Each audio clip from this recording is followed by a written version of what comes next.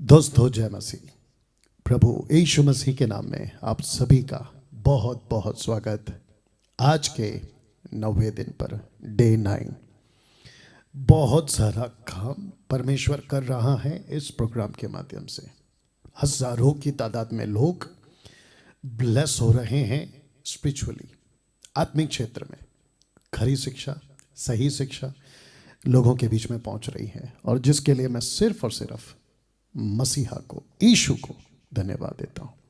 दोस्तों वक्त हो चुका है, 8 बज चुके हैं, और आशा करता हूं कि आप सभी मेरे साथ कनेक्ट हो गए हैं। जी हाँ, मेरी तरफ से सब सेटअप हो चुका है। आशा करता हूं कि आपको मेरी आवाज़ बिल्कुल साफ सुनाई दे रही होगी, और विजुअल्स यानी कि स्क्रीन आपको बिल्कुल साफ दिखाई दे रहा होगा। जी हाँ, मेरी कोशिश है, करता रहूँगा, कर रहा हूँ, और वो कोशिश ये है आप सभी के बीच सच्चाई से, खराई से, सफाई से वाह, अच्छा है नहीं? सच्चाई से, खराई से, सफाई से यीशु का वचन आपके बीच में लाता रहूँगा जब तक मैं जिंदा हूँ और जब तक इस पृथ्वी पर हूँ। दूसरे शब्दों में, जब तक सेवा में हूँ। और इसमें कोई दो राय नहीं है कि हम ताउम्र मसीहा की सेवा करते रहेंगे। आशा करता हूं कि पिछले वीडियो या वीडियोस आप लोगों ने देखी होंगी, और अगर नहीं देखी है रिक्वेस्ट करते हैं आप लोग देखें, दूसरों तक भी पहुंचाएं ताकि वे भी परमेश्वर का काम जान सकें। दोस्तों वक्त हो चुका है, और मैं देख रहा हूं कि 250 के आसपास लोग कनेक्ट हो गए हैं, और इसके लिए मैं सिर्फ और सिर्फ परमेश्वर को धन्यवाद देता हूं कि आप लोग इतनी तादाद में 800, 850 की तादाद में लोग जुड़ते हैं फेसबुक पर। उसके बाद रिकॉर्डेड वीडियो कम से कम 10-10 हज़ार लोग मात्र 1 या 2 दिन के अंदर आप लोग उसके जो व्यूअर्स बढ़ जाते हैं। सब महिमा प्रभु को, मेरा कुछ नहीं है, और मैं जानता हूं कि आप लोग मुझे इसलिए सुनते हैं क्योंकि मैं वचन से बात करता हूं, अन्यथा मेरा अपना कुछ नहीं है। ओके, चलिए, मैं देख रहा हूं कि 300 के आसपास आंकड़ा जा चुका है या पहुंच रहा है। खूब शेयर करें, दूसरों तक पहुंचाएं, और इसकी जो रिकॉर्डेड वीडियो है जो दूसरे कैमरे पे मैं देखते रहता हूं, उसको भी जब आप तक पहुंचे दूसरों तक पहुंचाएंगे। आइए प्रार्थना के साथ में हम शुरू करते हैं। Thank you Lord. सृष्टिकर्ता पिता, यीशु के नाम से आपके पास आते हैं स्वामी, अभी और तभी भी, जब भी इस वीडियो को जो भी देख रहा होगा, मेरी प्रार्थना है परमेश्वर आपसे, उन सभी को आप बात करें प्रभु जी। ऐसा होने दें कि सच्चाई से, खराई से, सफाई से आपके लोग पीछे चल सके। प्रभु मैं जानता हूं कि लूसीफर इस प्रोग्राम से खुश नहीं है, और वो अपने पूरे पैतरे या अपना पूरा दाव, एफर्ट वो लगा रहा होगा। प्रभु जी हम जानते हैं कि आपकी एक प्रार्थना ऐसी थी कि तूने अपना वचन अपने चेलों को सौंप दिया है, और जिसके चलते ये हुआ कि तूने ये प्रार्थना की कि हे पिता, इन्हें दुष्ट से बचा के रख। प्रभु ऐसे ही मैं भी प्रार्थना करता हूं आप ही के साथ होकर कि प्रभु जहां तहां जिस किसी को भी ये वीडियो जब पहुंचे और वो जब सुने, मेरी प्रार्थना है उन्हें दुष्ट से बचा के रख, ताकि सही वचन उन तक पहुंच सके।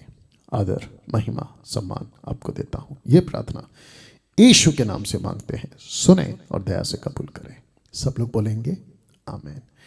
दोस्तों कुछ अनाउंसमेंट्स हैं, और आप जानते हैं मैं रखता हूं, और उसके बाद आपके बीच में जो है आज का अद्भुत विषय, जो सब चीजों का कारण है, यीशु, यशुआ, जीसस, यस्तुस, उनकी बात आपके बीच में आज रखूंगा, ठीक है? बट पहले आइए कुछ अनाउंसमेंट सुनते हैं। और नीता जी आपने लिंक कॉपी कर दी होगी, तो अगर नहीं की है तो कर दीजिएगा। दोस्तों फेसबुक, जिसमें से अभी आप मुझे लाइव देख रहे हैं, हम चाहते हैं कि अगर आपने अभी तक लाइक और फॉलो नहीं किया है और ये जो थंब है यानी कि ये थंब वाला सिंबल, उसको भी ज़रूर प्रेस करिएगा। साथ ही साथ यूट्यूब चैनल जो मेरे नाम से है, डैनियल राज के नाम से, हम चाहते हैं कि आप उसको सब्सक्राइब करें, बेल आइकन प्रेस करें और याद रखिएगा ये सब पैसे कमाने के लिए मैं नहीं करता। साथ ही साथ आपको बताता चलूं कि मसीह मंथन बैठक का जो वर्ल्ड ग्रुप है वो जो है एक हो चुका है और जिसकी शर्तें ये रखी गई थी आपके बीच में, और हम चाहते हैं कि आप लोग जो हैं ग्रुप को ज्वाइन करें और बड़ी तादाद में आप लोग जुड़े, और जो पुराने ग्रुप्स हैं हम चाहते हैं कि आप लोग भी जो है उस जो न्यू ग्रुप है उस पे आप लोग जुड़ें। और ये नंबर है जहाँ पे आपको जुड़ना है और ये थंब ऐसा कुछ दिखेगा। साथ ही साथ 777 पे आप मुझे कॉल कर सकते हैं और मैं चाहता हूँ कि आप लोग जो हैं हमसे जुड़ें, ओके। और मुझसे अगर बात करना है तो डॉली जी को कॉल कर सकते हैं। साथ ही साथ मंथली सपोर्टर के लिए मैं आपका वेलकम करता हूं, और आप जानते हैं कि बहुत सारा काम है जिसको करना है और जिसके लिए खूब पैसे लगते हैं।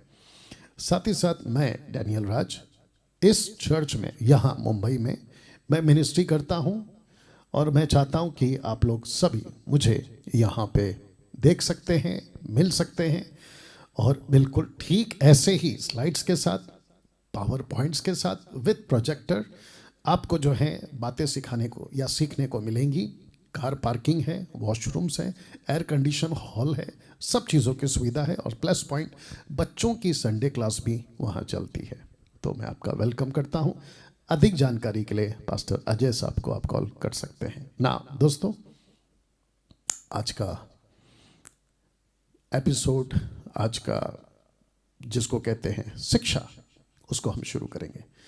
तो मैं देख रहा हूं कि आप लोग 500 के आसपास जुड़ चुके हैं।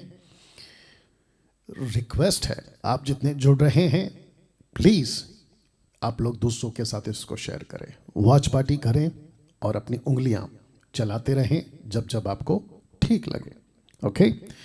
चलिए, यीशु पर अध्ययन, टीचिंग ऑन जीसस। मैं खुद को बहुत बहुत ब्लेसेड, बहुत गौरवशाली और साथ ही साथ घमंड करता हूं कि मैं यीशु को जानता हूं, और ऐसे जानता हूं जैसा मुझे जानना चाहिए।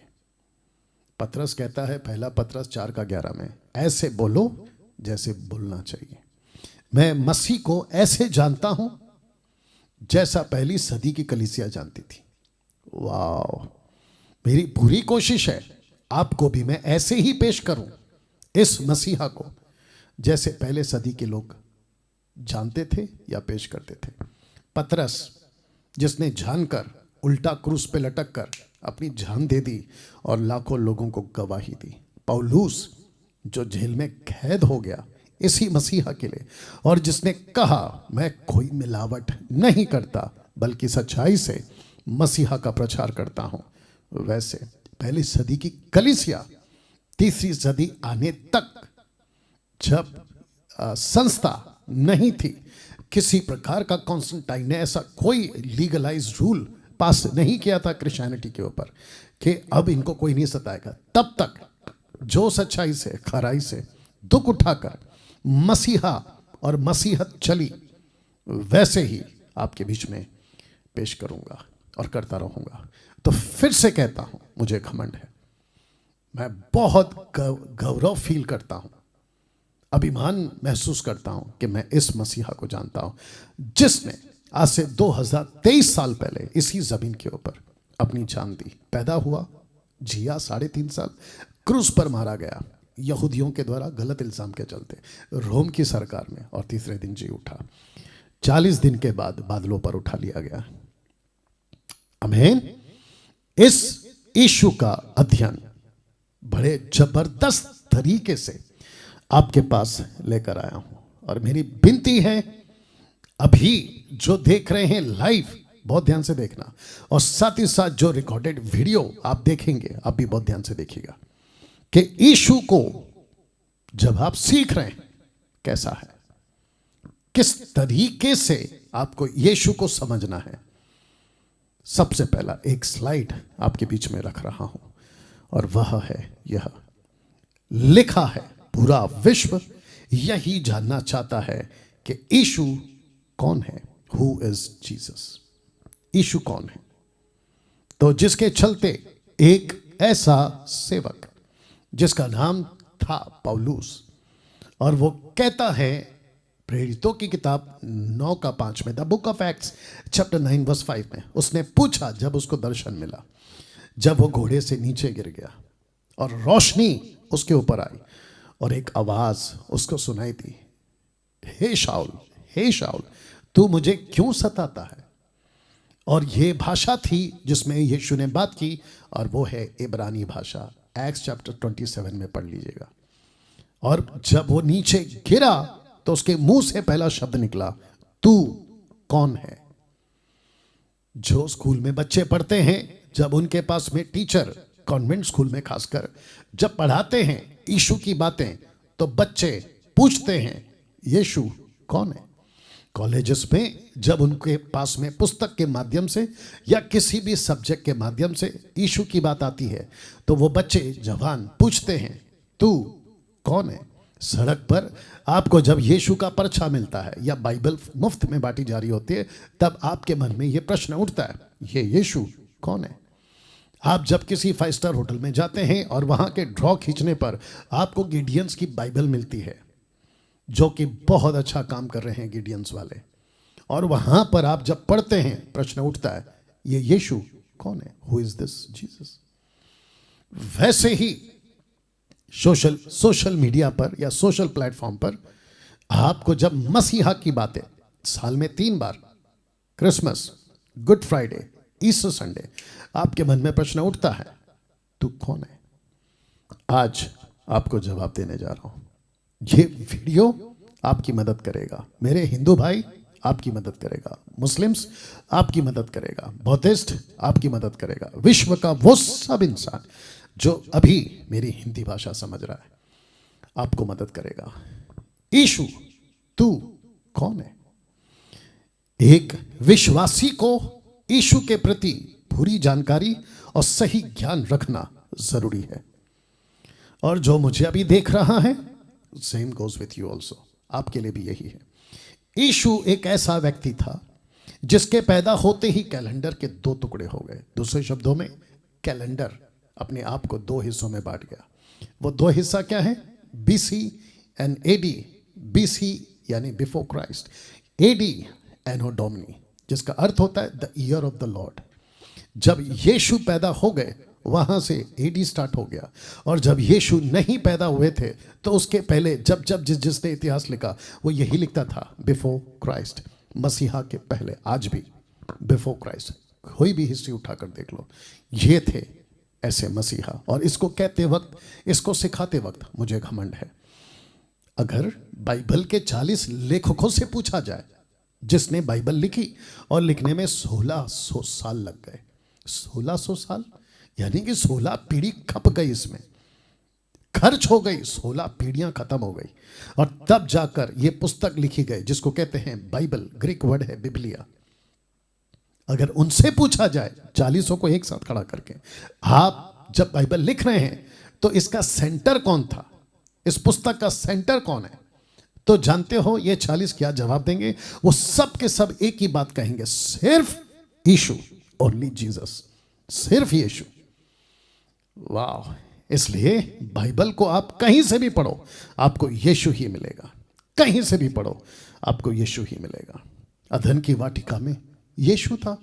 जब आदम ने गलती करी, परमेश्वर ने कहा औरत और आदम से, औरत से खास करके कि तेरे पेट का बीज यानी कि मसीहा, और सर्प से कहा तेरे वंश के बीच, औरत का बीज, सांप के वंश के बीच, बीज, यू अंडरस्टैंड, बैर उत्पन्न करूंगा। और मसीहा ने आकर वही किया, शैतान का खुल्लम खुल्ला तमाशा किया और उसके सर को कुचला। दूसरे शब्दों में उसको पावरलेस बना दिया। दूसरे शब्दों में उसका जो अधिकार था अंधकार का, उसको खत्म किया। यह बात अलग है कि जब तक आप यीशु में नहीं हैं, आप अंधकार में हैं। जिस दिन आप यीशु में आते हैं, अंधकार चला जाता है, आप ज्योति में आ जाते हैं, and you become children of God. वाह! नूह के जहाज में यीशु का उदाहरण, लकड़ी का जहाज जिसमें कुछ लोग बैठकर बच गए, वैसे ही लकड़ी का क्रूस, यीशु खुद लकड़ी जिसको बताती है टबरनैकल, जब मैं रखूंगा, मसीहा वहां दिखाई दिया। इसहाक के बलिदान में यीशु का उदाहरण, क्योंकि परमेश्वर ने अब्राहम से कहा था साबित कर तू मुझसे प्यार करता है। कैसे? अपने बेटे को बलि कर। तैयार हुआ, परमेश्वर ने उसको रोका और वहां किसी और को बलिदान किया गया। परमेश्वर ने वही साबित कर दिया कि मैं तुझसे कितना प्यार करता हूं, मैं तुझे साबित करूंगा मेरा खुद का बेटा देकर। और यही तो किया। याकूब से मल युद्ध का यीशु का वहां उदाहरण आपको देखने को मिलता है। याकूब आप अकेला रह गया, प फटने तक उससे मल युद्ध करता रहा। तब कोई पुरुष आकर, कोई पुरुष, ये पुरुष कौन है? यीशु। मूसा की मिनिस्ट्री में यीशु, 1 कुरिन्थियों 10:4, वह चट्टान मसीह था, वो चट्टान मसीह था। पीतल का सांप मसीह। यीशु ने खुद कहा कि जैसे तुमने पीतल के सांप को, मूसा को कहता है, ऊंचे पे चढ़ाया, वैसे ही मनुष्य का पुत्र भी ऊंचे पे चढ़ाया जाएगा। यूहन्ना की किताब में पढ़ लीजिएगा। महायाजक, इब्रानियों 10:21, हिब्रू 10:21, इसलिए कि हमारा ऐसा महान याजक है जो परमेश्वर के घर का अधिकारी है। ये कौन है? हारून नहीं। ये कौन है? मूसा नहीं। ये कौन है? दाऊद नहीं। ये मसीहा है जो घर का अधिकारी है। मूसा के प्रचार में यीशु कैसे? देख लीजिए, व्यवस्था विवरण 18:18, डिटरनॉमी 18:18 कहता है, सो मैं उनके लिए उनके भाइयों के बीच में से, यानी कि यहूदियों के बीच में से, मैं तेरे समान एक नबी को उत्पन्न करूंगा और अपना वचन उसके मुंह में डालूंगा, और जिस जिस बात की मैं उसे आज्ञा दूंगा वही वह उनको कह सुनाएगा। कुछ मुस्लिम्स के लीडर्स या सो कॉल्ड अगवे ये कहते हैं कि ये मोहम्मद था जिसकी बात मूसा कर रहा है। मैं उन सभी को बता दूं, बारीकी से पढ़िए, यहां लिखा है कि उनके भाइयों के बीच, तो यहूदियों के बीच मोहम्मद यहूदी नहीं था, यीशु यहूदी था। इस बात की अपनी स्टडी ठीक करो और ठीक से प्रचार करो। राजाओं के प्रचार में यीशु, भजन संहिता 110:1, राजा दाऊद ने क्या कहा? कहता है कि मेरे प्रभु से यहोवा की ये वाणी है कि तू मेरे दाहिने हाथ बैठ। मार्कुस 16:19, जाकर बैठा जब तक मैं तेरे शत्रु को तेरे चरणों की चौकी ना कर दूं। इब्रानियों 10:13, यही बात को रिपीट करता है पौलुस। यहोवा ने शपथ खाई और ना पछताएगा कि तू मलकीसिदक की रीति पर सर्वदा का याजक है। मलकीसिदक की रीति पर। वाह! इन सब का कनेक्शन यीशु से है। यशाया नबी के प्रचार में यीशु, जिसको कहते हैं 4 मेजर प्रॉफिट्स, उसमें से एक प्रॉफिट है आइजाया, यशाया। देखिए उसने क्या कहा, इस कारण प्रभु आप ही तुमको एक चिन्ह देगा। लिखा है प्रभु आप ही। इसका मतलब है कि जिसको हम ऑलमाइटी गॉड कहते हैं, वो खुद को एक चिन्ह देगा। वह प्रभु आप ही तुमको एक चिन्ह देगा, मतलब वो खुद वो चिन्ह बन जाएगा। ओ परमेश्वर खुद चिन्ह बन जाएगा। सुनो, एक कुंवारी गर्भवती होगी, पुत्र जनेगी, ब्रैकेट में यीशु, उसका नाम इमैनुअल रखेगी। वाह! और इमैनुअल का मतलब क्या है? आप सभी जानते हैं, परमेश्वर हमारे साथ। दानियल के दर्शन में यीशु, जब दानियल ने दर्शन देखा तो उसने क्या देखा? ये 2 चित्र देख लीजिए। उसने देखा कि एक मूर्ति है, सोने की, चांदी की, पीतल की और कीचड़ की, और अचानक से एक पत्थर आता है। दूसरा उसने देखा एक पुरुष है और वो कुछ ऐसा देखा। तो पहले पत्थर की बात करते क्योंकि ये पत्थर मसीहा है। फिर देखते देखते तूने क्या देखा कि एक पत्थर ने बिना किसी के खोदे आप ही उखड़कर उस मूर्ति के पांव पर लगकर जो लोहे और मिट्टी के थे उनको चूर चूर कर डाला। लिखा है बिना किसी के खोदे। इसका मतलब है कि यीशु को खुद परमेश्वर ने भेजा। अचानक आएगा, रखूंगा मैं। और फिर दानियल कहता है 10:5 में, तब मैंने आंख उठाकर देखा कि सन का वस्त्र पहने, यानी कि व्हाइट, उफाज जैसे कि कुंदन से कमर बांधे हुए एक पुरुष खड़ा देखा। और इसी को जॉन ने भी देखा था रेवलेशन चैप्टर 1 में। आप जानते हैं इस बात को। योना जिसको कहते हैं यूनुस, मत्ती 10:12-40 में यूनुस योना ब्रैकेट में 3 रात दिन जल जंतु के पेट में रहा, वैसे ही मनुष्य का पुत्र 3 रात दिन पृथ्वी के भीतर रहेगा। किसका कनेक्शन है ये? जब मछली में था, मछली के पेट में 3 रात 3 दिन, वैसे मनुष्य का पुत्र रहेगा 3 रात 3 दिन धरती के अंदर। क्या बात है। मलाकी जो माइनर प्रॉफिट है वो क्या कहता है? देखो देखो मैं अपने दूत को भेजता हूं, वह मार्ग को मेरे आगे सुधारेगा। प्रभु जिसे तुम ढूंढते हो वो अचानक अपने मंदिर में आ जाएगा, अचानक अपने मंदिर में आ जाएगा।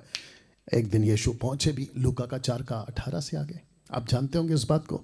तो जिसके चलते ये सब बातें आपको कनेक्ट करती हैं यीशु से। हाँ, वाचा का वह दूत कौन है? ये वाचा का दूत वही वाचा जो व्यवस्था विवरण 18:18 में बांधी थी। जिसे तुम चाहते हो सुनो वो आता है, ब्रैकेट में यीशु सेनाओं का यहोवा का यही वचन है। इसको देखिए मीका 5:2, हे बेतलहम एप्रता, यदि तू ऐसा छोटा है कि यहूदा के हजारों में गिना नहीं जाता, तो भी तुझ में से मेरे लिए एक पुरुष निकलेगा। एक पुरुष, ये पुरुष कौन है? मसीहा यीशु जो इज़राइल में प्रभुता करने वाला होगा। उसका निकलना प्राचीन काल से वरना अनादि काल से होता आया। तो यीशु आजकल का नहीं है दोस्त, और यीशु 2000 साल पुराना का भी नहीं है दोस्त। यीशु सनातन है, यीशु अनंत काल का है, और यीशु प्राचीन काल सा है, अनादि काल से आने का बात हुआ है उसका। एक नबी और जिसने ऐसा कुछ देखा, हेzekiel 1:5, फिर उसके बीच में से 4 जीवधारियों के समान कुछ निकले और उनका रूप मनुष्य के समान था। अब आपको समझ आ रहा है कहां कहां यीशु का कनेक्शन है ओल्ड टेस्टमेंट में। और कुछ ऐसा देखा था यूहन्ना ने प्रकाशित वाक्य के 4 अध्याय में। पहला प्राणी सिंह के समान, दूसरा प्राणी का मुंह बछड़े के समान, तीसरे प्राणी का मुंह मनुष्य का सा, और चौथा प्राणी उड़ते हुए उकाब के समान। और इसने क्या देखा? उसको 4 जीवधारियों के समान कुछ निकले, 4 जीवधारी। और ये लिविंग क्रीचर्स यहां पर है। और ये कौन है साहब? 4 सुसमाचार। मती कहता है कि सिंह है क्योंकि लायन जंगल का राजा है, तो किताब कहती है यीशु यहूदियों का राजा है। मरकुस की किताब बछड़ा जो कि कहता है मैं सेवा लेने नहीं सेवा देने आया हूं। You understand? लूका की किताब कहता है मनुष्य का पुत्र। जब जब पढ़ोगे मनुष्य का पुत्र, मनुष्य का पुत्र, मनुष्य का पुत्र, ये कौन है? मनुष्य जैसा देखा। यूहन्ना की किताब कहता है उकाब, परमेश्वर का पुत्र, परमेश्वर का पुत्र, और लिखा है उड़ते हुए उकाब। तो यूहन्ना जो परमेश्वर डिक्लेयर करता है यीशु को, यीशु का सुसमाचार अभी भी उड़ रहा है। वाह इसका मतलब है कि जब सिंह को कहा तो नहीं कहा उड़ रहा है या दौड़ रहा है, जब या बछड़े को कहा तो नहीं कहा चल रहा है या दौड़ रहा है, मनुष्य को नहीं कहा दौड़ रहा है या चल रहा है। लेकिन जब उकाब की बारी आती है तो कहता है उड़ते हुए उकाब, उड़ते हुए उकाब, उड़ते हुए उकाब के समान, उड़ते हुए उकाब के समान। बाइबल को 2 भागों में क्यों बांटा गया? Y 2 parts? ओल्ड टेस्टमेंट कहता है कि यीशु की भविष्यवाणी, जहां पर यीशु की बहुत सारी भविष्यवाणी है, में यीशु की भविष्यवाणी ओल्ड टेस्टमेंट में, न्यू टेस्टमेंट में यीशु की भविष्यवाणी पूरी होती है। ये 2 फर्क है। एक कहता है प्रोफेसी है, दूसरा कहता है प्रोफेसी इज फिल्ड, फुलफिल्ड, पूरा हो गया। यीशु का जलाल इन तीनों ने देखा था। जब यीशु पृथ्वी पर थे, मूसा यीशु के कम से कम 2500 साल पहले, और एलिया यीशु से 2-2.25 साल पहले, दोनों आकर मिलते हैं। और ऊपर से आवाज आती है तीनों को, याकूब, यूहन्ना और पतरस, तीनों को कहता है पुत्र की सुनो, पुत्र की सुनो। और कुछ लोग क्या कहते हैं आपको, सो कॉल्ड अपोस्टल टाइप के लोग, सुपरनैचुरल का दावा करने वाले, कहते हैं कि जैसे एलीशा को एलिया का दुगना मिला, वैसे ही आप भी तड़प रखो कि आपको एलिया का दुगना मिले जैसे एलीशा को मिला। हे मेरे भाई, बकवास करना बंद करो। और जितने ऐसी डॉक्ट्रिन या टीचिंग को मानते हैं, मैं उनको भी कह दूं कि एलीशा का अभिषेक नहीं चाहिए, एलिया का अभिषेक नहीं चाहिए। क्यों? आपको मसीह का अभिषेक मिल चुका है। पहला यूहन्ना 2:27 कहता है कि वह अभिषेक जो हो चुका है आपका और मेरा, तो जो आपका अभिषेक हो चुका है उस अभिषेक को नीचे क्यों गिरा रहे हो? और ऐसी बकवास वाली डॉक्ट्रिन को क्यों पालन करते हो? और साथ ही साथ मैं उनको भी कहना चाहता हूं जो इस प्रकार की टीचिंग देते हैं। दोस्तों, एक औरत थी और जिसके बारे में लिखा है सैमरिटन वुमन, सामरी औरत। यीशु ने इसका जीवन बदला था। और जानते हो, इसके साथ बात करते करते यीशु ने क्या कहा था? जिसकी बात तुम कर रहे हो याकूब की, जिसकी बात करते थे याकूब के ज़माने से, मैं वही मसीहा हूँ। और इसने, औरत ने जब सुना, कन्वेंस हो गई, तो इसने पूरे जहां को जाकर बताया, वहां के पूरे गांव को बताया। और लिखा है कि पूरा गांव इस औरत की बात सुनकर इकट्ठा होकर उसके पास आया। जानते हो फिलिपियर 2:10 क्या कहता है? कहता है कि जो स्वर्ग में और पृथ्वी पर और जो पृथ्वी के नीचे हैं, वे सब यीशु के नाम पर घुटना टेकेंगे। ये चित्र शुक्र है मुझे मिल गया। तब भी, अब भी, जब भी यीशु के आगे घुटना टेकना होगा, मानो या मत मानो। अभी बहस कर लो, चलेगा, लेकिन एक ना एक दिन घुटना टिकेगा, जबान कबूल करेगी। पता है कब? या तो जीते जी, या तो मरने के बाद, सिंहासन के सामने। जब मसीहा अपने सिंहासन पर बैठा होगा, तब तुम्हारी आंख खुलेगी। अरे बाप रे! जिसको हम चरनी में लपेटा मसीहा कहते थे, ईसाइयों का खुदा, वो तो सबका खुदा है। जिसको हम कहते थे कि बाइबल का परमेश्वर, ये तो सबका परमेश्वर निकला। जिसको हम कहते थे कि ये तो किसी एक कौम का मानने वाला खुदा है, ये तो सबका खुदा निकला। तब आंख खुलेगी, जबान कबूल करेगी, घुटना टिकेगा कि यीशु ही प्रभु है। किसी दूसरे के द्वारा उद्धार नहीं, क्योंकि स्वर्ग के नीचे मनुष्य में कोई दूसरा नाम नहीं दिया गया जिसके द्वारा हम उद्धार पा सके। ये आपको समझ में आना जरूरी है। यीशु का प्रभाव 3 लोक में चलता है साहब, मानो या ना मानो। एक स्वर्ग, दूसरा पृथ्वी, तीसरा नरक। चित्र देख लीजिएगा आप लोग। इन तीनों लोक में यीशु का प्रभाव चलता है, यीशु का दबदबा चलता है। स्वर्ग यीशु को जानता है, पृथ्वी यीशु को जानती है, नरक यीशु को जानता है। मनुष्य यीशु को जाने, ये परमेश्वर की इच्छा है। शैतान को अच्छे से पता है यही मसीहा है, लेकिन वो उनकी आंखें बंद करके रखा है। लेकिन हम जैसे प्रचारकों के चलते मसीहा उन पर दया करेगा, इस विश्वास के साथ हम प्रचार करते हैं। जानते हो, एक दिन मसीहा बादलों पर आएगा और लिखा है हर एक आंख उसको देखेगी। प्रकाशित वाक्य 1:7। अगर यीशु जिस दिन आ गया, उस दिन तो दूध का दूध, पानी का पानी हो जाएगा। लेकिन उसके पहले विश्वास कर लो। और जितने विश्वासी हैं, मैं चाहता हूं कि अपना हाथ लीजिए, खुद को शाबाशी दीजिए। पता है क्यों? क्योंकि आप ब्लेसेड लोग हो, ब्लेसेड लोग हो। धन्य है वो जो मुझ पर विश्वास करता है। यीशु कहता है बिना देखे, सिर्फ आपने शास्त्र पर विश्वास किया और आपने अपना जीवन प्रभु को दे दिया। अब सबसे बड़ा सवाल, मैं चाहता हूं कि आप इस पे ध्यान दें। सबसे बड़ा सवाल, क्यों यीशु गॉड है? क्यों यीशु गॉड है? हम क्यों माने कि यीशु गॉड है? Why we should believe that Jesus is God? क्यों? बहुत सारे, कुछ नहीं, बहुत सारे पृथ्वी पर ऐसे लोग हैं जो यीशु को नबी मानते हैं, भविष्यवक्ता, प्रॉफिट। आप बहुत गलत हैं दोस्त, किसी भी एंगल से आप सही नहीं हो। आज आपके बीच में ऐसे तथ्य, ऐसे प्रूफ और ऐसी सच्चाई रखूंगा, आप भी मान बैठोगे कि यस, हमसे गलती हुई है और यीशु गॉड है। हाँ, एक व्यक्ति है, उसका नाम है जाकिर नाइक।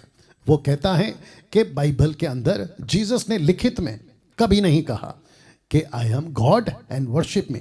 मैं उस मूर्ख से कहना चाहता हूं, आप अपनी स्टडी को ठीक करो। हाँ, वो बात अलग है कि तुम्हारी बकवास बहुत है वीडियोस पे बाइबल को लेकर। हम तो तुमको तवज्जो भी नहीं देते, हम तो तुमको देखते तक भी नहीं है। दूसरे शब्दों में, तुम्हारी तरफ ध्यान तक नहीं देते। लेकिन कुछ लोग हैं जो हम तक तुम्हारी वीडियो पहुंचाते हैं और कहते हैं कि पास्टर डैनियल ये देखो ऐसा बकवास कर रहा है। तो मैं उन सभी को कहना चाहता हूं, आपने बाइबल को ठीक से नहीं पढ़ा है।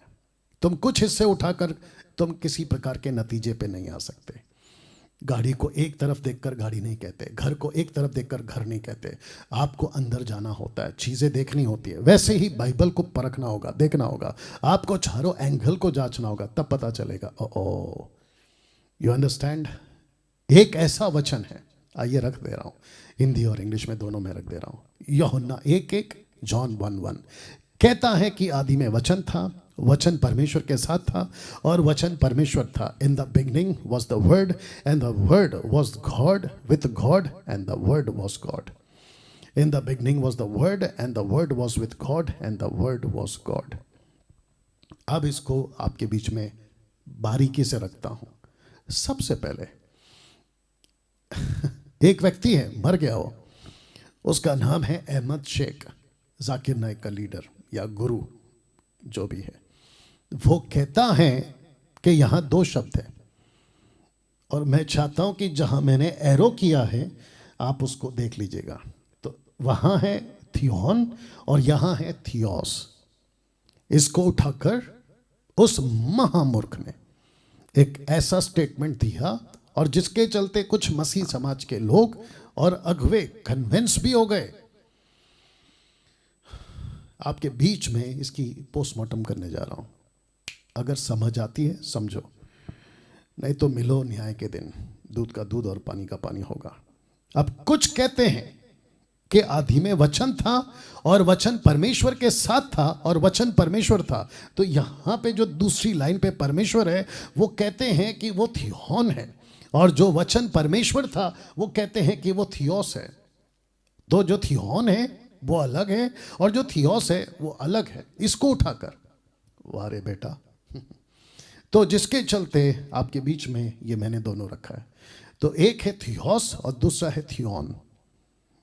अगर जो कहते हैं कि थियोस मतलब गॉड और थियोन मतलब is not a God, okay. तो लूक जब लिख रहा था ना तो उसने लिखा लूका की किताब 2:13 को, और हिंदी में मैं आपके लिए रख रहा हूं. लूक चैप्टर 2:13, लूक 2:13 कहता है कि तब एक, लिखा है कि तब एक का एक उस स्वर्गदूत के साथ, मतलब बहुत सारा झुंड था स्वर्गदूतों का, स्वर्गदूतों का दल परमेश्वर की स्तुति करते हुए, और ये कहते हुए, तो परमेश्वर की स्तुति करते हुए वर्शिपिंग द गॉड. तो यहां पे जो गॉड है उसको क्या लिखा है आप ही देख लो, थियोन. तो जो कहते हैं कि थियोन टोन थाए, ऐसा भी कुछ बकवास कर रहा था वो, कहता है कि he can not be God. तो फिर ये क्या है? You understand? वो छोड़िए, आपको और भी एंगल देता हूं. तो ये रहा एक का एक. तो बारीकी से फिर पढ़िएगा. आदि में वचन था, वचन परमेश्वर के साथ था और वचन परमेश्वर था. तो यहां पर लिखा है कि जो वचन था वो परमेश्वर था. अगर वचन जीसस है तो जीसस कौन है? थियोस. यही तो लिखा है, थियोस. यही तो लिखा है, ये देख लो, यही तो लिखा है, थियोस. तो जो वर्ड था वो गॉड था और जो गॉड था वो ग्रीक में कहता है थियोस था. दूध का दूध पानी का पानी. और ये रहा उसका प्रूफ. अगर आपको लगता है कि नहीं वो थियोन अलग है, तो फिर थियोन की वर्शिप कैसे कर रहे हैं angels? Angels can not worship human. Angels can only worship God, और वो है थियोस. ना अब प्रश्न उठता है कि then who is the word? थियोस. तो जो वर्ड था वो थियोस था. And who is Jesus? God. परंतु पुत्र से कहता है कि हे परमेश्वर, तेरा सिंहासन युगान युग रहेगा, तेरे राज्य का राजदंड न्याय का राजदंड है. तो पुत्र से कहता है परमेश्वर. आइए देखते हैं ग्रीक में ये ट्रांसलेशन क्या है, ये देख लीजिए. आप इसको नीचे पढ़िए, थियोस. तो थियोस ने कहा थियोस से, वाह, थियोस ने कहा थियोस से. ओके, अब ये काफी है ना, आगे भी और है मसाला. तो जिसके चलते फिर प्रश्न उठता है कि then who is the word? थियोस, ब्रैकेट में God. And who is Jesus? God. और फिर गॉड खुद कहता है गॉड को, परमेश्वर खुद कहता है परमेश्वर को, थियोस खुद कहता है थियोस को. मेरे दाहिने हाथ में बैठा. आपने अभी एक पढ़ा था, आइए दो पढ़ते हैं. लिखा है यूहन्ना 1:2, जॉन 1:2, यही आदि में परमेश्वर के साथ था. यही, ये यही कौन है? इंग्लिश में लिखा है कि the same was in the beginning with God. Same, ये कौन है सेम? ये वही तो है, यही तो लिखा है. आपने यही तो पढ़ा था यहां पर, यही तो पढ़ा था आपने. आदि में वचन था. तो जो आदि में वचन था वही तो था इसके साथ में. तो लिखा है कि वही तो था आदि में परमेश्वर के था. यही तो the same which was in the beginning with God. Wow, then something happen 2000 years before. कुछ तो हो गया 2000 साल पहले या 2023 साल पहले। वही वचन लिखा है देहधारी हो गया, ये बच्चा बनकर मसीहा पैदा हो गया। आइए पढ़ते हैं। वचन देहधारी हुआ, अनुग्रह सच्चाई से परिपूर्ण होकर हमारे बीच में डेरा किया, हमने उसकी ऐसी महिमा देखी जैसे पिता के इकलौते की महिमा। तो ये बच्चा 2000 साल 23 साल पहले कुछ हो गया, समथिंग हैपेंड 2000 years बिफोर। ये बच्चा पैदा हो गया। ये बच्चा कौन है? वर्ड। तो वापस से पीछे जाते हैं। आदि में वचन था, वचन परमेश्वर के साथ था और वचन ही परमेश्वर था। और फिर कहता है, ये तो मैंने क्लियर कर दिया, then who is Jesus, who is the word, theos, and who is Jesus, God। और यही जो साथ में था लिखा है, the same was in the beginning। और ये क्या हो गया? वचन देहधारी हो गया, he became flesh। रख रहा हूं पहला तिमोथी 3:16। और उसमें संदेह नहीं, किसी प्रकार का कोई संदेह नहीं कि भक्ति का भेद गंभीर है, अर्थात वह जो शरीर में प्रकट हुआ, आत्मा में धर्मी ठहरा, स्वर्गदूतों को दिखाई दिया, अन्य जातियों में उसका प्रचार हुआ, जगत में उस पर विश्वास किया गया और महिमा में ऊपर उठाया गया। और 1 तिमोथी चैप्टर 3:6 इन इंग्लिश क्या कहता है देखो, and without controversy great is the mystery of godliness, God was manifested in the flash. God was manifested in the flash. तो जब पृथ्वी पे पैदा हुआ था कौन था? थियोस। ये थियोस पहला क्या था? वर्ड। और मैंने कहा था कि why he became word, why he was introduced to us as a word, क्योंकि लूसीफर ने वो वर्ड डाला था हवा के कानों में, बिगड़ो। तो यीशु कहता है मैं भी वचन डालूंगा, सुधरो। वाह, ताली बजनी चाहिए यहाँ पे। यहाँ 3 बातें हैं। कहाँ पे? वचन 1 से लेके 14 तक, यहाँ टोटल 3 बातें हैं। वचन देहधारी हुआ, अनुग्रह और सच्चाई से परिपूर्ण होकर हमारे बीच में डेरा किया। A and B, अभी आएगा C ना। इसके पहले कि मैं आपको बताऊं कि जो डेरा किया उसको कहते हैं स्केनियो। स्केनियो ग्रीक वर्ड है और जिसका अर्थ होता है टबरनैकल। वाह, मैं इसी के ऊपर बात करूंगा, टबरनैकल। और टबरनैकल कहाँ देखा गया था? मूसा के टाइम पे। और यहाँ जो कुछ होता था उस सब का कनेक्शन यीशु के साथ है। और टबरनैकल का मतलब क्या है? इमैनुअल। इमैनुअल का मतलब क्या है? God is with us. और जब लड़की ने, या माफ करे, जब यशायाह ने एक कुंवारी के बारे में बात किया था कि कहता है कि देखो एक कुंवारी गर्भवती होगी, एक पुत्र जनेगी, उसका नाम इमैनुअल रखा जाएगा, जिसका अर्थ यह है कि परमेश्वर हमारे साथ। सी, तो जब यीशु पैदा हुआ था, डेरा किया था पृथ्वी पे, यीशु जब पैदा हुआ था, जब डेरा किया था, तो नीचे कौन पैदा हुआ था? चलता फिरता टबरनैकल, मिलाप वाला तंबू। अब इसको नहीं पढ़ोगे, जो लोग कहते हैं ना कि how can Jesus B God, ये रहा प्रूफ। और अभी आगे तो बहुत सारा मसाला है। तो जिसके चलते औरत ने कहा परमेश्वर हमारे साथ है, इसको कहा था फरिश्ते ने, इसको कहा था प्रॉफिट ने कि एक कुंवारी गर्भवती होगी, बेटा पैदा करेगी और उसका खुद का नाम वो औरत रखेगी कि इमैनुअल, टबरनैकल। नाउ सी पार्ट को देखते हैं। हमने उसकी ऐसी महिमा देखी जैसे पिता के इकलौते की महिमा। तो 3.5 साल तक यीशु की महिमा देखी गई और 3.5 साल तक 4 लोगों ने उसकी महिमा का वर्णन किया। मत्ती 28 अध्याय, मरकुस 16 चैप्टर्स, माफ करें, मरकुस में 16 चैप्टर, लूका में 24 चैप्टर्स और यूहन्ना की किताब में 21 चैप्टर्स। इन सब ने उसकी महिमा को रखा। तो जिसके चलते आप यहां पर देख लो, निर्गमन 40 का 33 से 34, उसने निवास के चारों ओर वेदी के आसपास आंगन की कनान को कनात तक खड़ा करवाया और आंगन के दूसरे के पर्दे को लटका दिया। और इस प्रकार मूसा ने सब काम को पूरा करके समाप्त किया। अब जरा शब्द को ध्यान देना। तब बादल मिलाप वाले तंबू पर छा गया, यहोवा का तेज निवास स्थान पर भर गया। और यही तो लिखा है कि वचन देहधारी हुआ, अनुग्रह सच्चाई से परिपूर्ण होकर हमारे बीच में डेरा किया, हमने उसकी ऐसी महिमा देखी जैसे पिता के इकलौते की। तो यहाँ पे जो महिमा देखी थी वही यीशु के ऊपर देखी गई। अब बताइए कितना पैरेलल है, कितना सिमिलर है और कितना मिलता जुलता है। कुलुस्सियों 2:9 क्या कहता है देखिए, क्योंकि उसमें ईश्वरत्व की सारी परिपूर्णता सदैव वास करती है। ईश्वरत्व किसके बारे में कहा? क्या अब्राहम के बारे में कहा कि इसमें ईश्वरत्व? नो। मूसा के बारे में कहा? नो। पतरस, याकूब, यूहन्ना, पौलुस? नो। सिर्फ यीशु के बारे में कहा कि इसमें ईश्वरत्व है। वाह, यीशु से 2000 साल पहले इजरायलियों का टबरनैकल यानी कि निवासस्थान, यीशु से 2000 साल पहले, आज 2000 साल पहले सच्चा टबरनैकल यानी कि निवासस्थान। तो यीशु से पहले ये वाला और आज से यीशु तक ये वाला। वाह, कैसे रख रहा हूं। अब बात करते हैं शैडो वर्सेस रियल।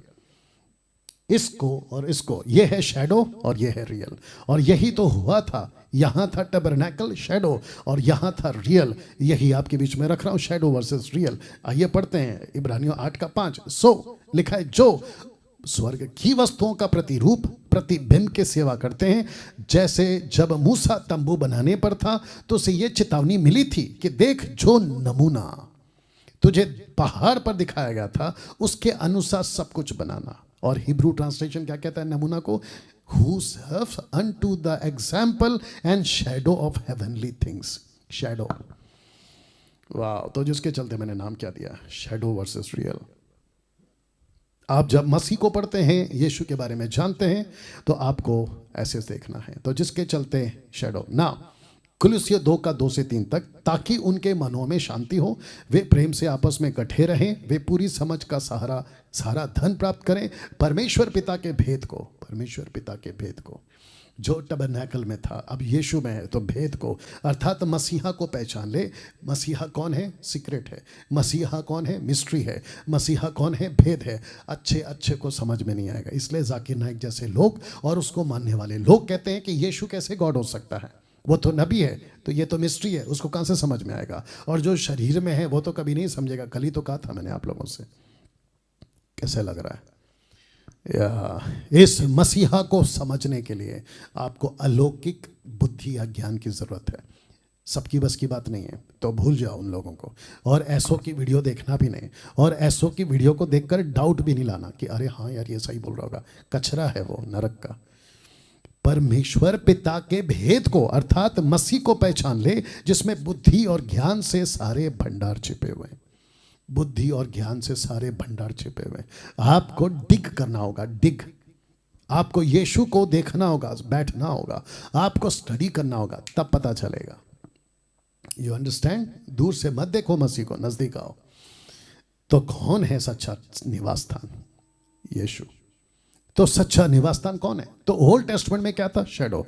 यीशु क्या है? रियल। यही तो रखा, शैडो वर्सेस रियल। अभी तक कैसा लग रहा है दोस्तों?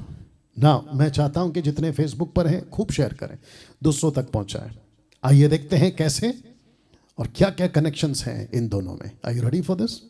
निर्गमन 25:1 में ना, मैं जब बात कर रहा हूं तो मैं आपको बताऊं कि मूसा जब परमेश्वर से बात करता था ना, बहुत ध्यान से सुना, बहुत कनेक्शन है, गहरा कनेक्शन है इसमें। जब मूसा परमेश्वर से बात करता था तो मूसा के चेहरे पर रोशनी आती थी। जब मूसा बात करता था, परमेश्वर जब उससे मिलने आते थे, एक प्रकार का भूकंप, हाहाकार, क्या कहते हैं ना, भूचाल और रोशनी, महिमा, बादल, गरजना, बिजली सब एक साथ होते थे। तो 6 लाख लोग डर जाते थे। 6 लाख लोग डर जाते थे। बोला हम अगर ऐसे परमेश्वर से मिलने आएंगे पहाड़ के आसपास तो हमारे बच्चे मर जाएंगे, हम मर जाएंगे। तब परमेश्वर ने कहा ओके, एक काम करते हैं, मैं इनके लिए निवास स्थान बनाता हूँ और मैं चाहता हूं कि मुझे मिलने के लिए लोग यहां पर आए निवास स्थान में। तो जिसके चलते ये सिस्टम परमेश्वर ने दिया, और इसी को कहते हैं इमैनुअल। इसका अर्थ है कि परमेश्वर हमारे साथ में है। जब आप लोगों ने पहली बार बाइबल पढ़ा होगा ना, तो जब स्वर्गदूत ने कहा, यशायाह के द्वारा जब बात की गई थी, एक कुंवारी गर्भवती होगी, उसको बेटा होगा और वो बेटे का नाम इमैनुअल रखेगी, तब आपका माथा नहीं चला अरे ये क्या होता है, बट यहां पता चलेगा। You understand? आइए पढ़ते हैं। यहोवा ने मूसा से कहा, वचन दो इस्राएलियों से कहना कि मेरे लिए भेंट लाए, जितनी अपनी इच्छा से देना चाहे उन्हीं से मेरी भेंट लेना, क्योंकि परमेश्वर जबरदस्ती किसी का पैसा और किसी से पैसा नहीं लेता। तो ये जो पुलपीट पे पास्टर लोग प्रचार करते रहते हैं ना कि आपका पैसा परमेश्वर को चाहिए, बकवास। और कभी चर्च वालों ध्यान से सुनो, कभी मुझे कल किसी ने मैसेज किया, बोला पास्टर जी क्या दशमांश निकालना सही है? नहीं, कोई जरूरत नहीं है। आपको अपनी मर्जी से देना है, किसी के कहने से नहीं देना है। यही तो मैं प्रचार करता हूँ। लूट मची है सब मसीह मार्केट में। दो जैसे भिखारी भीख मांगता है ना, ये पुलपिट पे खड़े होकर संडे के दिन अनाउंसमेंट करते हैं, ऑफरिंग दो, ताइद दो। बकवास। मेरा बहुत दिमाग खराब होता है ऐसे लोगों के ऊपर। मसीह के नाम को खराब करके बैठे हैं लोग, और दूसरे जब देखते हैं बोला क्या भिखारीपन चल रहा है। मैं कहना चाहता हूं, अगर ये लाइन, ये वीडियो आपके पास पहुंच गई, सुधरो, नहीं तो खूब मार पिटेगी यीशु से। आइए पढ़ते आगे। लिखा है कि जिन वस्तुओं की भेंट उनसे लेनी है वे ये हैं, स्पेसिफिक, स्पष्ट। क्या क्या है आइए देखते हैं। सोना, चांदी, पीतल, अब इसको देखिएगा, नीले बेचैनी, लाल रंग का कपड़ा, सूक्ष्म सनी का कपड़ा, बकरी का बहाल, लाल रंग से रंगी हुई मेढ़ों की खालें, सुइसों की खालें, बबूल की लकड़ी, उजाले के लिए तेल, अभिषेक के तेल के लिए सुगंध, धूप के लिए सुगंध द्रव्य, एपोद, चपरास के लिए सुलेमानी पत्थर, और जड़ने के लिए मणि, इन सब को लेकर आना। वाह! और वे मेरे लिए एक पवित्र स्थान बनाए कि मैं उनके बीच निवास करूं। इमैनुअल, याद आ गया? Immanuel, God is with us. निवास स्थान बनाना। जो कुछ मैं तुझे दिखाता हूं, अर्थात निवास स्थान और उसके सब सामान का नमूना उसी के अनुसार तुम लोग उसे बनाना। नमूना, शैडो। You understand? क्या बात है। आइए एक एक करके रखते हैं। सोना अलौकिकता को दर्शाता है, डिवाइनिटी को दर्शाता है। चांदी छुटकारा, रिडेम्पशन को दर्शाता है। पीतल दुख उठाना, सफरिंग को दर्शाता है। और सबसे ज्यादा इसी धातु का या पीतल का टबरनैकल में पीतल ही इस्तेमाल हुआ है सबसे ज्यादा। रखूंगा, समझ आ जाएगा। नीले, ब्लू, सन ऑफ गॉड को दर्शाता है। याद रखो, नीला आकाश, नीला हमेशा परमेश्वर की तरफ इशारा करता है, सन ऑफ गॉड। बेचैनी, पर्पल, जीसस द किंग, मतलब पर्पल कपड़ा राजाओं के लिए।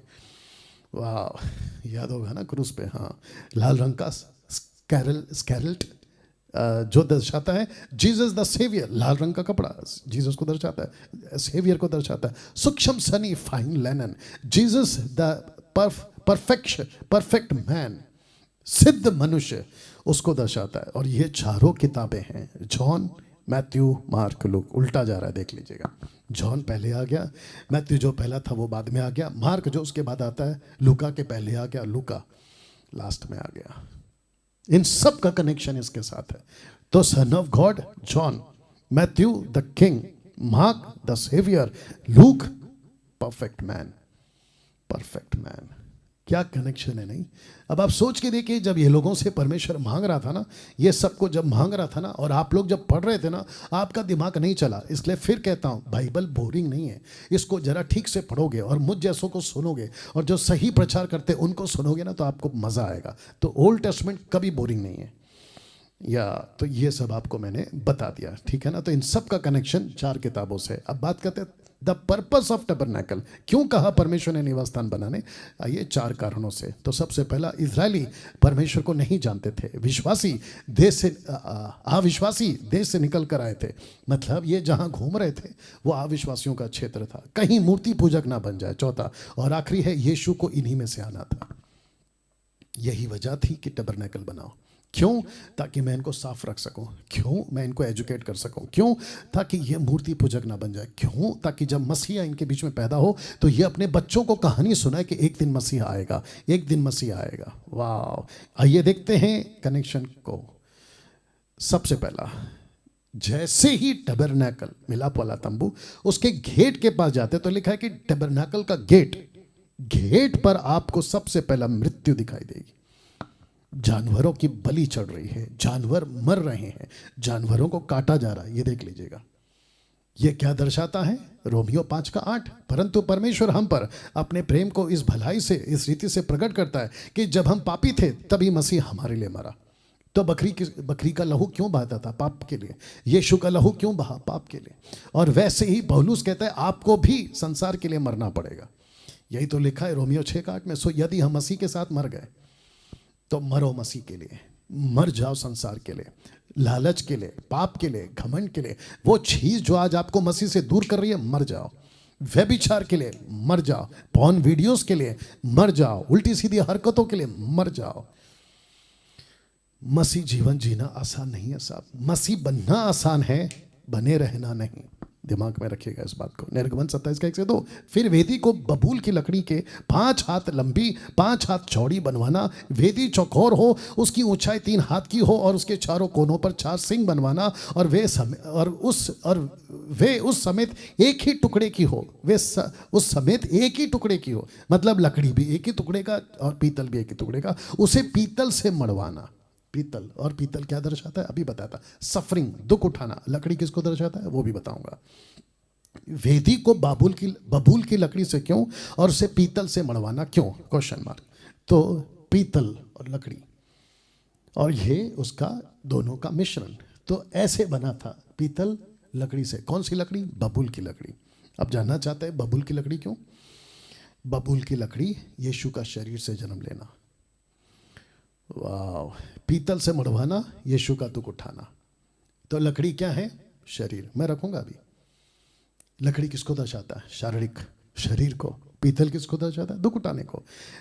गलतियों 3:13, मसीह ने जो हमारे लिए श्रापित बना, हमें मोल लेकर व्यवस्था के श्राप से छुड़ाया, क्योंकि लिखा है जो कोई काठ पर लटकाया जाता है वो श्रापित है। काठ पर। अब इसको पढ़िए, प्रकाशित वाक्य 1:15। उसके पांव पीतल के समान थे, जो मानो भट्टी से तपाए गए हो। पीतल, पीतल क्या दर्शाता है? सफरिंग। लकड़ी क्या दर्शाता है? शरीर। जो काठ पर लटकाया जाता है कौन है? श्रापित। यीशु क्या बना? श्रापित। शरीर में क्या बना? श्रापित। कनेक्शन देख रहे हैं? कैसे बोल सकते हैं कि आप ये गॉड नहीं है? सी, यीशु गॉड है। अब ये इसको पढ़ना होगा, मैं रखता हूं। आइए पढ़ते हैं निर्गमन 30:18, एक्सोडस 30:18। धोने के लिए पीतल के एक होदी और उसका पाया पीतल का बनाना, उसे मिलाप वाले तंबू और वेदी के बीच में रखकर उसमें जल भर देना। मिलाप वाले तंबू, और लिखा है तंबू और वेदी के बीच में रखना। ऐसा क्यों रखूंगा? ऐसा क्यों? और पीतल का ही क्यों? और उसमें पानी क्यों भरना है? वाह, कौन है ये होदी? इफिसियों 5:26 लिखा है कि उसको वचन के द्वारा जल के स्नान से शुद्ध करके पवित्र बनाए। यीशु ने दुख उठाया। पौलुस कहता है, नहीं पढ़ना, रखा भी नहीं हो, आप लोग बाद में पढ़ लीजिएगा। प्रेरितों की किताब 14:22 और 23 कहता है कि हमको दुख उठाकर मसीह के राज्य में प्रवेश करना होगा। सुसमाचार हमारे पास में लड्डू की तरह नहीं पहुंचा है, राजा महाराजा के थाली में सचकर नहीं पहुंचा है। दुख उठाकर मसीह ने आपके और मेरे पास में सुसमाचार को पहुंचा। इसको देखिए तब तक। वाह दोस्तों, अभी तक कैसा लग रहा है? अब इसको देखिए, निर्गमन 25:10-11 लिखा है कि बबूल की लकड़ी का एक संदूक बनाया जाए।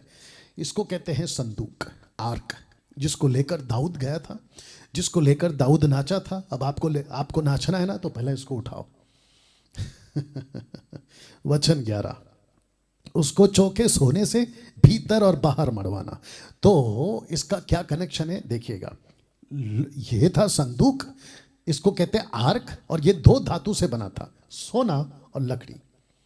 ऐसा क्यों? इसका कनेक्शन क्या है ये देख लीजिए।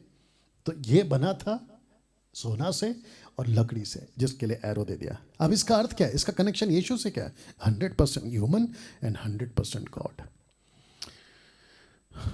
कैसे कोई कह सकता है कि यीशु नबी है? कैसे कोई कह सकता है कि यीशु प्रॉफिट है? कैसे कोई कह सकता है कि यीशु गॉड नहीं है? अब ये देख लो, दिमाग की बत्ती जल रही है? ऑफकोर्स जल रही है। बबूल का कांटा, जो कांटों का मुकुट रखा था ना यीशु पे, कौन सा था? बबूल का। ये था वो पेड़। ऐसा चित्र देख लो, सबका कनेक्शन यीशु के साथ है। वाह, यहां 3 चीजें थी, 10 आज्ञा, हारून की छड़ी और मन्ना। इनका भी कनेक्शन, ये तीनों भी यीशु ही हैं। कैसे? मैं रख रहा हूं। आप जानते हैं आदि में वचन था, यानी कि 10 आज्ञा क्या थी? वचन। मन्ना की बात करते, तुम्हारे बाप दादाओं ने जंगल में मन्ना खाया, मर गए। ये वो रोटी है जो स्वर्ग से उतरी है, ताकि मनुष्य उसमें से खाए और ना मरे। ये हो गया दूसरा। तीसरा, कोरा का पाप। यहां पे क्या था? लकड़ी। यहां पे क्या क्या है? वापस से पीछे जा रहा हूं, यहां पे क्या क्या है? 10 आज्ञा, हारून की छड़ी, और मन्ना 10 आज्ञा बता दिया, मन्ना बता दिया, हारून की छड़ी बताता हूँ। क्या गजब का कनेक्शन है, आपको भी मजा आएगा। मूसा का बड़ा भाई हारून, उसके हाथ की छड़ी। तो यहाँ पे झगड़े हो गए थे, और ये जो बीच में खड़ा, ये जो सवाल कर रहा है, इसका नाम है कोरा। इसका पाप ऐसा था, ये कहता है 12 गोत्र हैं, तो 12 गोत्र के हिसाब से आप ही की लकड़ी, मतलब हारून को ही क्यों आपने लीडर बना के रखा है, मैं भी बनूंगा, हम भी बनेंगे। तो 12 प्रकार की लकड़ी, 12 गोत्र के हिसाब से लकड़ी लाई गई, और उनसे कहा गया कि संदूक में रखो, आर्क में परमेश्वर के पास में रखो, और देखते हैं कि कौन सी लकड़ी का, यानी कि कौन से गोत्र का लीडर बन सकता है, जिसको परमेश्वर चुने वही बनेगा। आइए देखते क्या लिखा है 7 से 8 तक में, 17 का 8, 7 से 8 तक में। उन छड़ियों को मूसा ने साक्षी पत्र के तंबू में यहोवा के सामने रख दिया। दूसरे दिन मूसा साक्षी पत्र के तंबू में गया, तो क्या देखा कि हारून की छड़ी, हारून की छड़ी जो लेवी के गोत्र से था, हारून की छड़ी जो लेवी के घराने के लिए थी, उसमें से कलियां फूट निकली, कलियां फूट निकली, अर्थात उसमें कलियां लग गई, और फूल भी फूले, और पक्के बादाम भी निकले। वाह, ये देख लो। जब उसने छड़ी रखी, एक दिन पहले ना फूल था, ना कली थी, ना बादाम था, बीज कुछ भी नहीं था, लेकिन जब निकाला तो लग गई। ऐसा क्या कनेक्शन है यीशु से इसका? आप जानते हैं लकड़ी पहले मरी हुई थी, जब फूल नहीं था ना, लकड़ी सूखी हुई थी, मरी हुई थी। यीशु भी मरा था। लिखा है कि लकड़ी में जीवन आया, यीशु भी तीसरे दिन जी उठा। यीशु जी हो गया, जी उठा। ये देख लो 17 का 31, क्योंकि उसने एक ही दिन ठहरा है जिसमें वह उस मनुष्य के द्वारा धर्म से जगत का न्याय करेगा, जिसे उसने ठहराया है, और उसे मरे हुए में से जिलाकर ये बात सब पर प्रमाणित कर दी कि यीशु ही सबका न्याय करेगा। और यहाँ पे प्रमाणित कर दी कि हारून ही न्याय करेगा, या हारून ही महायाजक होगा। कैसे? लकड़ी में जान दे दी, लकड़ी में जान दे दी। यीशु का जी उठने का पर्पस क्या है? ताकि वो न्याय करेगा। आज बहुत सारे 11 लोग, आप समझदार हैं ना 11 लोग कौन? इनमें से बहुत सारे 11 लोग झगड़ा कर रहे हैं, मैं राजा हूं, मैं परमेश्वर हूं। वो 11 के 11 को यीशु ने जवाब दे दिया खुद को जिंदा करके, मैं हूं। और लिखा है न्याय वो करेगा। देख लीजिए, लिखा है कि धर्म से जगत का न्याय करेगा। दोस्तों अभी तक कैसा लग रहा है? I know candle stand and Jesus, इसका कनेक्शन क्या है? अब इसका कनेक्शन यीशु से कैसा? Question mark. आप जानते हैं मैं दख लेता हूं, तुम डालियां हो। कैंडल स्टिक देख लीजिएगा, जो मुझ में बना रहता है उसमें बहुत फैलाता है, क्योंकि मुझसे अलग होकर तुम कुछ भी नहीं कर सकते। तो यीशु हमको खुद से जोड़ता है, जैसे यहां जुड़ा हुआ है, एक दूसरे से जुड़े हैं। और लाइट और तेल जब सब में डाली जाती है, तो एक ही पाइप से या एक ही कनेक्शन से सबको रोशनी मिलती है, या सबको सप्लाई मिलता है। यीशु से जुड़े हो, आप फलवंत हो।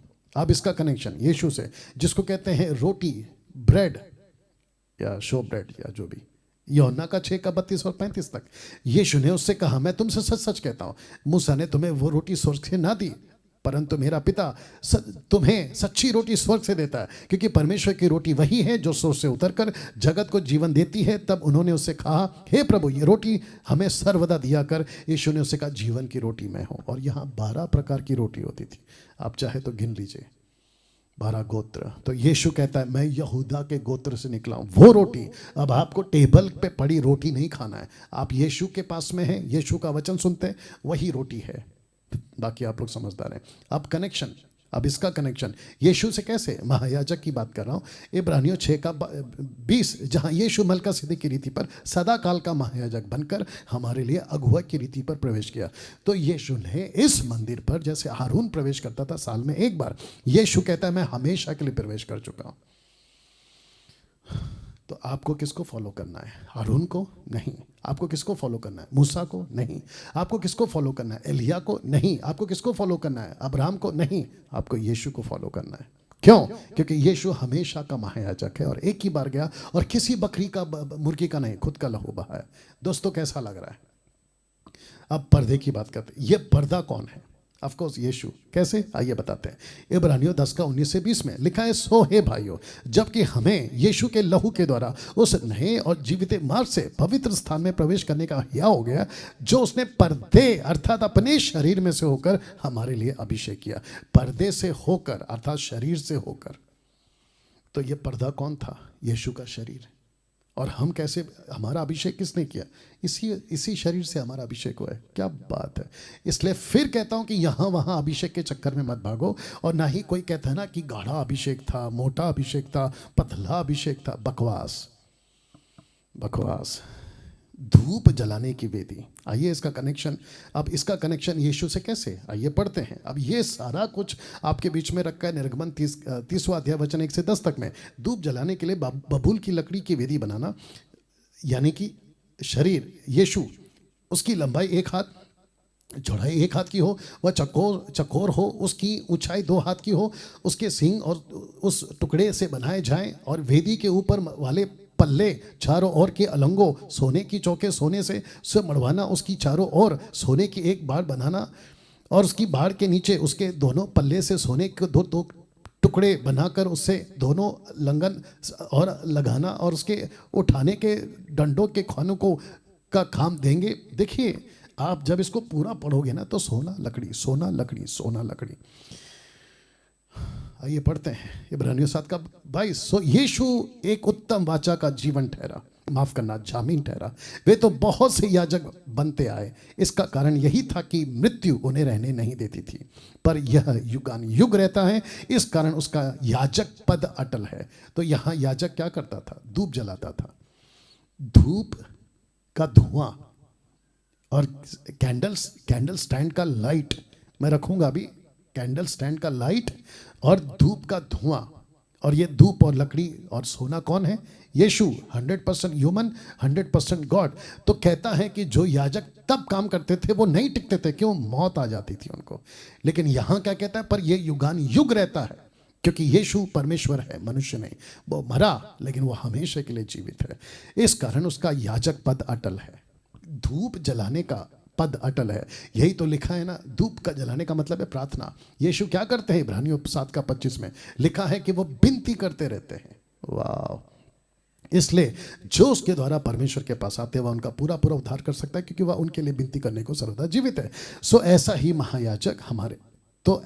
महायाजक हमारी योग्यता, जो पवित्र, निष्कपट, निर्मल, पापियों से अलग, स्वर्ग से भी ऊंचा किया हुआ, पापियों से अलग। आपको भी अलग होना पड़ेगा। अगर यीशु से संगति करना है ना, आपको भी अलग होना होगा। रील्स यूट्यूब की, फेसबुक पे, उसको देखना बंद करो। पापियों के बीच में सुसमाचार सुनाने के सिवा दूसरा कोई वजह नहीं है उनके बीच में जाने का। अलग रहो। पिक्चर के गाने अलग रहो। थिएटर्स जाना बंद करो। उल्टी सीधी हरकतें बंद करो। पापियों से अलग रहो।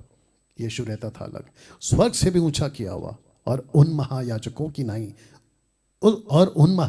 नाई उसे आवश्यक नहीं कि प्रतिदिन पहले अपने पापों और फिर लोगों के पापों के लिए बलिदान चढ़ाए, क्योंकि उसने अपने आप को बलिदान चढ़ाकर उसे एक ही बार में निपटा दिया। शब्द कितना अच्छा है, निपटा दिया।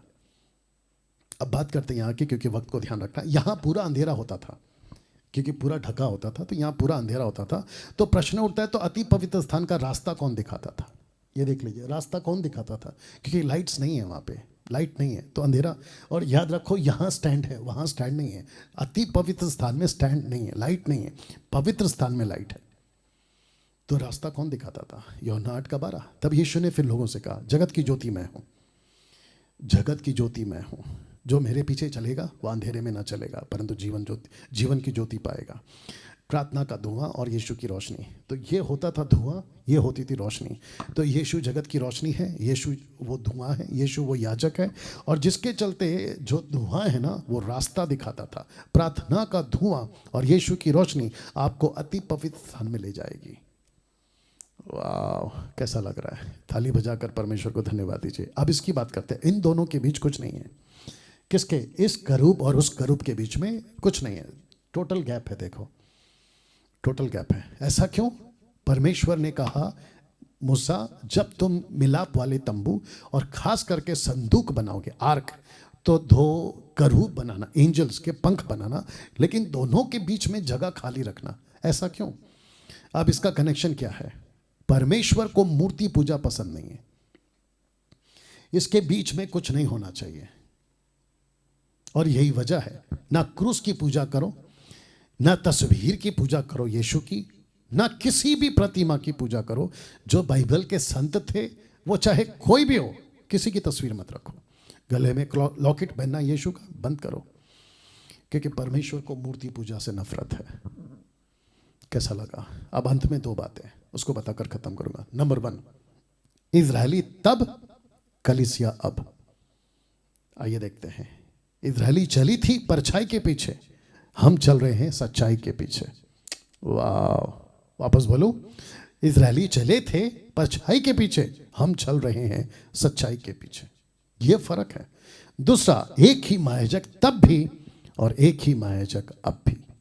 तब एक ही महायाजक को अलाउड था, और यीशु भी एक ही महायाजक, 2-2, 3-3, 4-4 नहीं। और ये हमेशा का महायाजक है। 1 तिमोथी 2:5, क्योंकि परमेश्वर एक ही है, परमेश्वर और मनुष्य के बीच में भी एक ही बिचवाई है, अर्थात मसीह यीशु जो मनुष्य है। कुछ लोग कहते हैं ना, जाकिर नाइक जैसे लोग कहते हैं कि जीसस अगर गॉड है तो वो मनुष्य क्यों बनकर आया? अब आपको समझा? ये वजह है क्योंकि इसको मीडिएटर बनना था। मनुष्य जो पापी है, परमेश्वर जो पवित्र है, दोनों को मिलाने वाला एक मीडिएटर। वाह, आशा करता हूं कि आप समझोगे ये कैसा अंधापन का प्रोग्राम चल रहा है। और कल है इस हफ्ते का आखिरी दिन, और अगले हफ्ते होगा पूरा आखिरी दिन, और कल है 10वां दिन, डे 10। और आपको पता है कल का टॉपिक है पवित्र आत्मा, होली स्पिरिट। यीशु जब उठा लिए गए 40 दिन के बाद, तो यीशु ने कहा ठीक 10 दिन के बाद मैं पवित्र आत्मा भेजूंगा। और देख लो आज 10वां दिन, यानी कि कल 10वां दिन। ओके, तो दोस्तों आशा करता हूं कि जीसस को आप समझे होंगे, यीशु क्यों गॉड है आप इसको समझे होंगे। इस वीडियो को खूब शेयर करें, खूब एजुकेट हों, खुद को भी एजुकेट करें और दूसरों को भी एजुकेट करें। आइए प्रार्थना करते हैं। सृष्टिकर्ता पिता, यीशु के नाम से आपको धन्यवाद देता हूं। प्रभु जी, मैं जानता हूं आज बहुत सारी बातें आपने लोगों को सिखाई हैं, उनके जीवन में आपने बहुत सारा काम किया है। प्रभु जी, मैं प्रार्थना करता हूं एक एक व्यक्ति को जो आज सीख रहा है, सीख चुका है, उन सभी के जीवन में काम कर, और प्रभु जो अंधापन है उसे हटा दे, लोग सत्य को जाने, ऐसी मैं प्रार्थना करता हूं यीशु के नाम से, आमीन। चलिए दोस्तों, अपना ख्याल रखें, प्रभु आपको खूब आशीष दे। मिलते हैं कल ठीक 8 बजे। जय मसीह।